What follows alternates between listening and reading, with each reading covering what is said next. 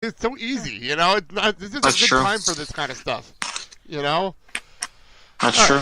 I do want to say one more somber thing, and then we'll get into things. Trust me, Sal, we're going to be cheering up and having a good time today. But it's been a rough couple of weeks in my world.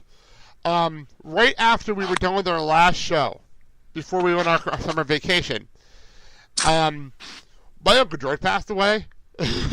Like right after we finished this show, it was kind of a weird week, and that wasn't as much of a shocker because we were prepared for that. But it was still really, really sad because he died of cancer, and it was a really sad situation. So prayers go out to my family. But also, just yesterday, a lot of people know I'm an airport guy. I was there for 6.5 years. I made a lot of friends, really, really close to a lot of people. One of my airport buddies passed away yesterday. Yeah. At 57 years old. She also had cancer. She passed away yesterday morning. I just wanted to throw that out there. It sucks. It's one of I actually was really close to her, and it was really sucky yesterday when I heard the news. So, it's rough. It's been a rough couple of weeks around here for me personally, so I just wanted to put that out there. Let's get into things now. Let's cheer up and have some fun. Can I put out a dedication to one more person? Go for it. He's an old school comedian. He died a few weeks ago. Joseph Bologna died at 82. Okay. 82.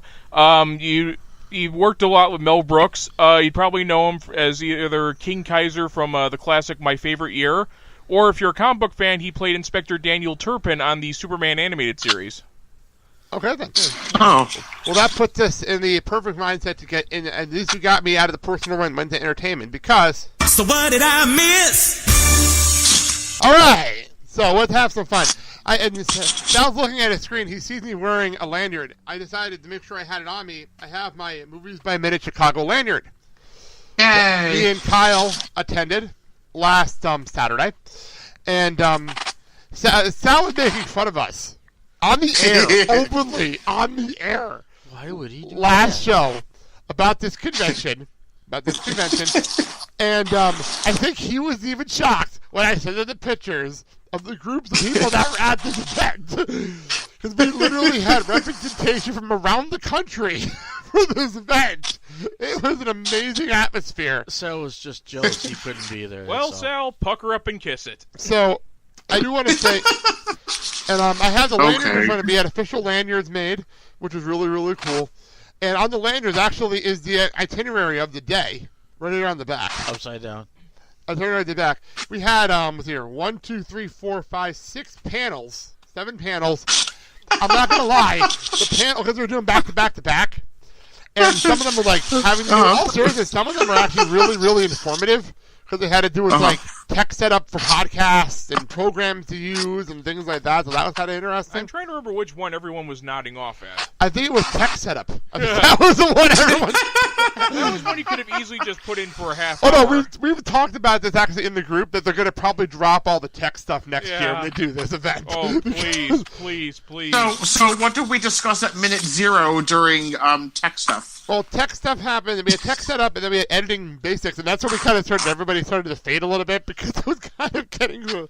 And I think even Pete and Alex realized that we were starting to fade during that part of the show, during that part of the panels. So they went to a hilarious segment. It was Karen feeding a podcast guests, which is absolutely hilarious when you hear the name of it. Number one, please make sure to poke holes in the jars that you keep your guests in. Well, hang on a second. So what we're doing, so I'm going to do 2 things when covering this event. First of all, as soon as we're done discussing it here, I'm going to be sitting down with an interview with Crystal Beth, who is one of the organizers of the event, and a comedian out of New York. Me and her are going to talk, and I'm going to put that interview on the show here. At the end of the show, after we're done with the credits and everything else, all the fun stuff we do, Jim O'Kane from the Rocketeer Minute sent me audio of the Karen feeding a podcast guest panel. Nice. I'm going to put that at the end of our show. I'm not going to put it here because it's kind of long, and if you do want to skip out, you don't have to hear it, so I'm not going to put it here. So I'm going to put it at the end of our show. And if you want to hear that, it's actually a really entertaining panel. And the audio, it actually does great audio, even though some of it is Crystal pointing at its PowerPoint presentation. But it was us having fun with it. It's actually really funny. And then, by the way, and then when you listen to it, if you happen to hear random kazoos, The Rocketeer Okay, Edge and Christian. The Rocketeer Minute guys handed us all kazoos. So I just Easily the coolest And gimmick ever. what minute of the day was that at, Blake? I believe it was about 45 minutes in. Minute 45? Okay, very good. So, okay. Everybody had a lot of fun with those kazoos. So, that being said, I'm going to throw it to my interview with Crystal Beth from The Fifth Element.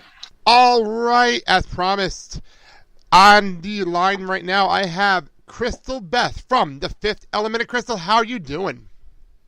Oh, I'm doing so well. Thank you for asking. No problem. Even better now that I'm here with you. Thank you so much. Welcome to the Blake and Sal show. This will be put into the show after we're done with this. We met actually last month at the Movies by Minute Chicago, which was probably one of the most fun days I've had in a long time. Oh, yeah. And we'll get into that in a minute. I want to know, before we get into things, how did you get involved in the MNX world? Like, you just seem to pop up everywhere on my feed. So. Yeah, well, it started with Star Wars Minute, and we had a mutual comedian friend in common, and she mentioned that they were looking for funny girls to go on Star Wars Minute, so I reached out to them, and that was in 2015, I think.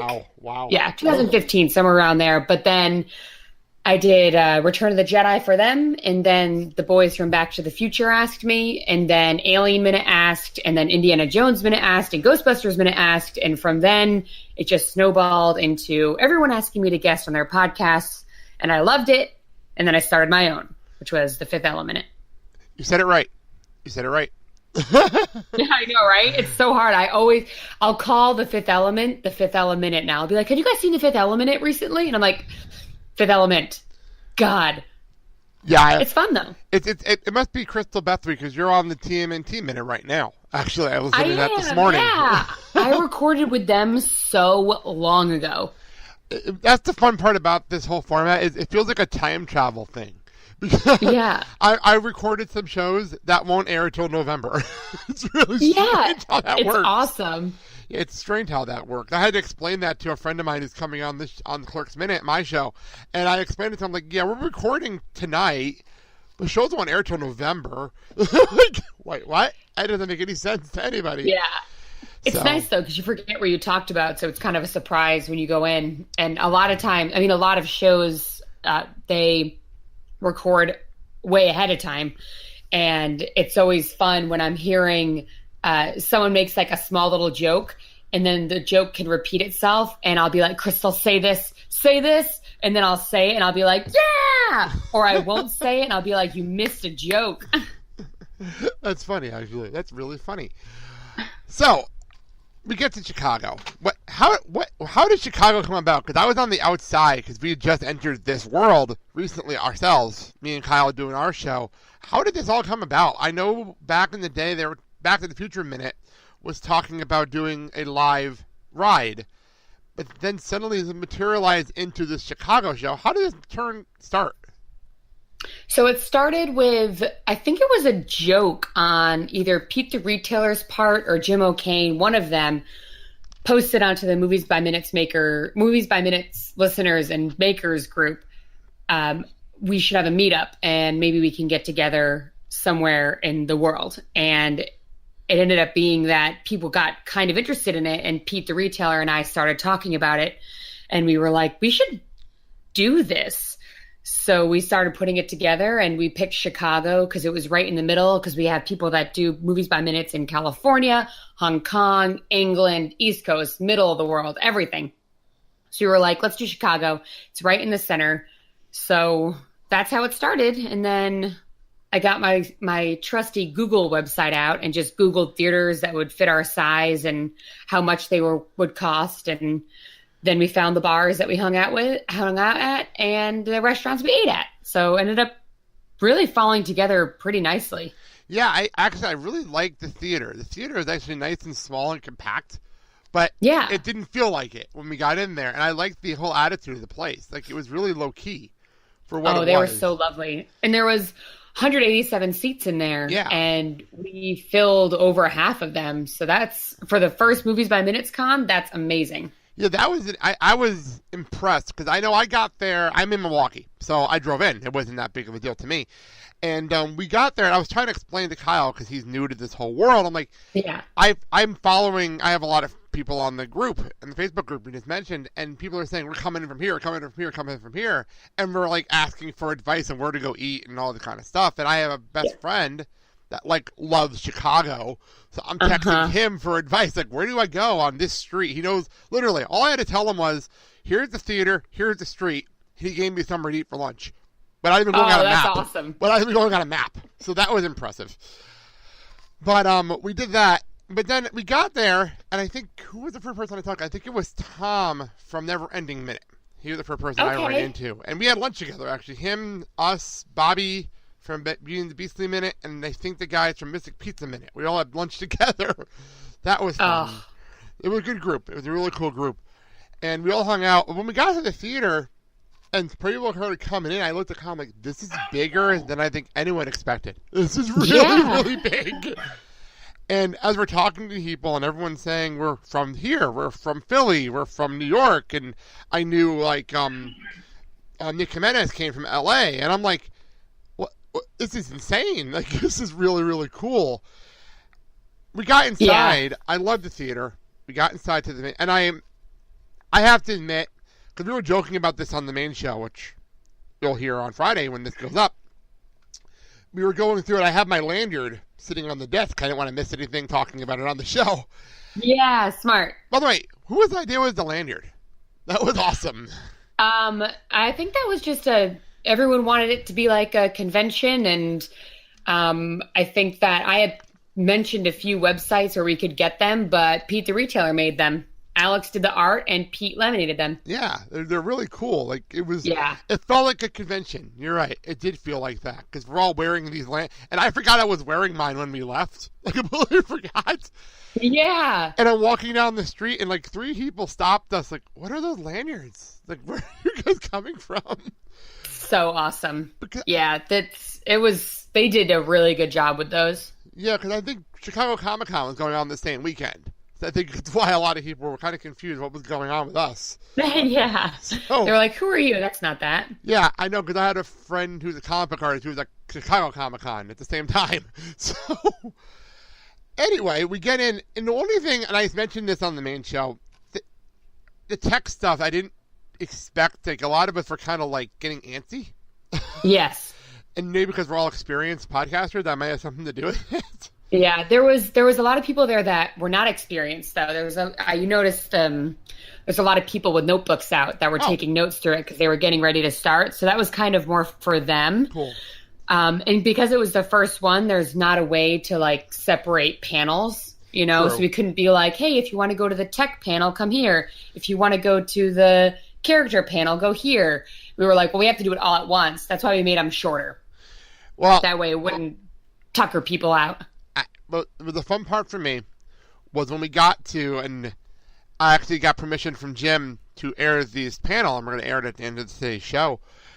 It was the Karen feeding a podcast guest. Might be one of my favorite things I've watched in a long time. Aww. Your PowerPoint was amazing. I really, really had fun with that. That was so much fun.